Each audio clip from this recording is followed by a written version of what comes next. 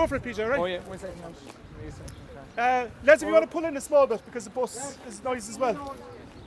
It might sound an unusual place to stop outside a church in Currow, but there's actually a lot of musicians from around this area as well, and PJ wanted me to mention them. The first was Morris Lean, Anna, which is up there if you go up to the Shinbone Cross and turn over towards Castle Island. There's a cemetery there, Jack was just telling me. That's Anna. And he was a good fiddle player, and he ran a club in London where Julia Clifford and John Clifford played for Kelly Jansen. So he's an important link around here. There's also John Dennehy, Humphrey Cronin. Humphrey's a fiddle player, lived down there. We often, Mike and myself, met him here. There used to be lots of sessions here. There was 2 bars in Currow at the time, and there was often a very nice tune going on there. Dennis McMahon, who will be calling to his grave lately, used to do this kind of a monthly session. And Humphrey used to always come down, a very nice chap. The Murphys, we had the night and thing over in handed down on those guys before. They're the guys, one of them was over in Mallow. Nellie O'Connor, Niall Connor's grandmother would be a sister of theirs. Yes, John Michael and Neil Connor's so Niall's grandmother you're talking about, yeah, exactly. And then there was a Michael O'Shea, Billy O'Shea, and I suppose the most famous, Molly Myers. Molly is more connected, I suppose, in some ways with Tom Billy and with Ballydesmond, where she's buried. So Michelle is going to talk about Molly Myers in a minute. But Molly Myers would have come from Killay, which is just back there. When we go down now, before we hit Farn 4, Killay is the townland into the left, so just before the village, and that's where Molly Myers came from. The other connections around here, Maureen McSweeney Cronin, Bridie Paul Galway, who was another woman who played, and she's the mother of Mike Galway, the rugby player, and from around here. Others close to Curtin, Richie Kingston was a guy again who was come to those sessions at the time, and he would have been a cousin of Dennis McMahon's. And just last Saturday here, there was a very good musician laid to rest just in that cemetery where some of you stopped at and the others was, and that's a guy called Timmy Clifford. Timmy was a really important accordion player. He was from the Listowel area. He was originally from Currow. He settled kind of in Listowel, but he spent most of his time in Chicago. And I know some of you might have heard of him, Timmy Clifford. Kilsarcombe, yeah, which is over that side. Yeah, he was from Kilsarcombe originally, but he lived up in Listowel. He died in Listowel anyway, gather. Yeah. He was in Chicago for years. He spent most of the time in Chicago. He was a serious accordion player, so he was laid to rest just last Saturday over there. I was over at it, and again, we had tunes there and stuff. So I'm going to hand over to, I suppose, Molly Myers is the big connection and the reason we came back this direction at all. And Michelle has done a bit of work on Molly Myers, and then you're going to play a set of tunes for us. But first, maybe give us a bit of a background. I've made some notes because I don't have Con's eloquence, I'm afraid. So I wrote everything down just in case I would forget anything. First, it's a great honour to be I suppose to be acknowledging Molly Myers and Molly Murphy, I suppose this was what she was known as, Mrs. Murphy. She was a wonderful fiddle player whose contribution to the understanding of the Slieve tradition is immense. She was born on the 12th of July 1916 in Killa, just over here. Killay or Killa, so there's two versions. One person said Killay, another person told me Killa. Her parents were Tady Myers and Kate Crowley. They had 5 children, Eddie, Corny, Pat, Catherine and Molly. Molly was the youngest, and there was a lot of music in the house. Her parents loved music, her grandfather loved music. He lived with them until he was 103. Her sister played the accordion, Catherine, fiddle and concertina, and Pat played the accordion. So when she was growing up, not only was her home, I suppose, full of music, but also in the Slieve Lucre area, it was really a thriving time for the music tradition. And there were probably 2 main points for that. I think one was the central role of the house dance in the social life of the area. So there was a demand for musicians and music. The second was the existence of an exceptional number of really outstanding fiddle tutors, namely Tom Billy One and Patrick Peake, of course you all know. And they travelled extensively around the area, and they had a significant number of aspiring students. As was typical of the time, if there was a child showing interest or showing promise, the fiddle master would have been called on to come and give them some lessons. So this is how Molly was introduced to Tom Billy. It was 1926 and she was 10 years old, and it was the start of a 17-year relationship with her music teacher, who she in later years always spoke very fondly of and with great regard. So it kind of gives you an insight into the kind of man he was, because she had huge respect for him. Unfortunately, there are no known recordings of Tom Billy Murphy. He died 5 years before Seamus Ennis came around with his mobile recording unit. So we really haven't got, we don't have an accurate, account of how he sounded like. But listening to Molly could possibly give us a sense of what he might have sounded like. The fact that Molly seemingly had Tombilly as her singular musical source for both her repertoire and style, is one of the most intriguing aspects of the importance of her in the tradition. Brown Brannock, the well-known collector and musical historian, certainly understood her significance. He became aware of Molly through brother Hilary Murphy, who was a presentation brother, who was a relative of Molly's. And he was very keen to hear her connection to Tombilly. He, of course, had been introduced to Tombilly from Dennis Murphy, and he'd heard about his legacy. So he was really intrigued to meet her and to learn more about Tombilly through her. So we went to her, visit her in her home in Glencollins. Now, how she ended up in Glencollins? A few years previous to that, I suppose there was the connection between the Tombillys and the Myers family was consolidated when Tombilly used to visit her home to teach her, but in those days he just wouldn't come for a day and do a lesson. He'd end up staying a week, and one of those weeks that he stayed with Molly Myers, he had a stroke in 1943. After convalescing in Molly's home, her brother Eddie brought him home back to Glencollins, and while he was there developed a relationship with the Tombilly family and subsequently met his wife, who was a niece of Tombilly's.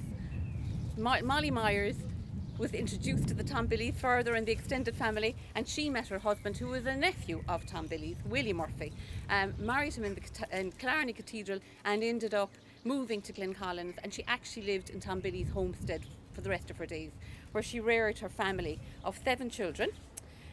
She dedicated her life to raising her family. She rarely played really outside of the home. She liked playing on her own, but not really, particularly in the evening time when the children were gone to bed. And her own children recall that. Now, she had a lot of callers, and Johnny Leary certainly called to her a lot. He remembers her very fondly, as did Dennis Murphy. And Dennis Murphy told Johnny that it was great we call over to Molly because she'll remind us of tunes, So she had, she had a vast repertoire.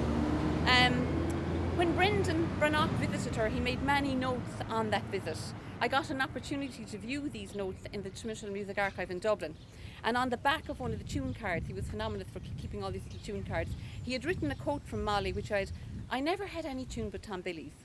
And on another card, he had a quote from her saying, "I never practiced any other tune." So from this we can, it gives a kind of a strong indication that Molly's repertoire was that of Tombilly's alone. Brannock later remarked that he felt he had met Tombilly at second hand, and Tombilly's teacher, Taigin Anothel or Taigin O'Bucala, at a third hand through meeting Molly. Molly wrote down all her tunes in notebooks. She generously gave all her entire collection of notebooks of 300 tunes to the Traditional Music Archive. It's now in Dublin, you can go to see it. Brandon Brannock, he also regarded Molly as having made, and I quote him, "by far the biggest contribution by a woman player in any collection of Irish music." My own survey of Molly's collection of over 300 tunes showed how prevalent jigs were in her repertoire, with a full 1/3 of the tunes being jigs. The next most common occurrence were reels at 17% of the total, followed by polkas and hornpipes at 14%, and then slides at 8%. In smaller quantities there was a handful of slip jigs, waltzes, long dances, flings, barn dances, marches, and even a mazurka. It is noteworthy that jigs and reels are the dominant tune forms as opposed to polkas and slides, which were the most popular forms of dancing at the time. So this might suggest that the fiddle playing practiced by Tom was much more maybe for listening as opposed to dancing, but this is surmising, From Molly we also get a sense of what Tom was like as a teacher. He was by all accounts very patient and supportive. Now, he was quite prescriptive in his teaching as well, in that in his notebook he clearly marks the bowing for his pupils, and his daughter said that he was quite adamant that she used the correct bowing and the bowing that he would have indicated on the sheet music. She had, as I said, she had great respect for him, and she spoke fondly of him always. Of the music itself, if you haven't heard Molly's music, I recommend that you do. PJ got a whole new set of tunes that he sent to me recently. They were handed into the archive. It is really a delight. Her use of non-even-tempered notes gives a particular warmth and expression to the music. Probably because she wasn't playing with fixed instruments. So I think that added another texture to her playing. It's highly complex use of rhythm, tuning, cuts, bowing, slurred triplets, double cuts, rolls, and the usual Munster bowing characteristic of slurring into the beat and using that kind of wah sound, I call it a wave, to give that swell to the sound. It was all there. So it's really beautiful, beautiful music and very distinctive and very different to Pádraig O'Keeffe. So, the fact that she had no other source really, and the fact that she only played her tunes from her notebooks, and the fact that she wasn't really influenced by playing out of the home, and she was such an exceptional player. You'd like to think that maybe that was what Tom Billy sounded like, and it's probably the closest we'll get. We're going to play 2 tunes for you today that we learned from Molly Mars. I'll say we're going to scratch 2 tunes for you today that we learned from Molly Mars. And if Paddy Cronin, if you're listening, please be kind. The first one is, I don't have a name for it. It came from the recent recordings I got from PJ, and the second one is called "Along with the Girls I Like to Be." As I say, she was a very warm person, a great, a very lovely person, hospitable person to visit. Anyone that knew her spoke very highly of her, and she was an outstanding musician that probably didn't get the recognition that she deserved. And it's great to see her being honoured at this festival. So, our yesterday go on a Milish, and we're going to play one of her tunes.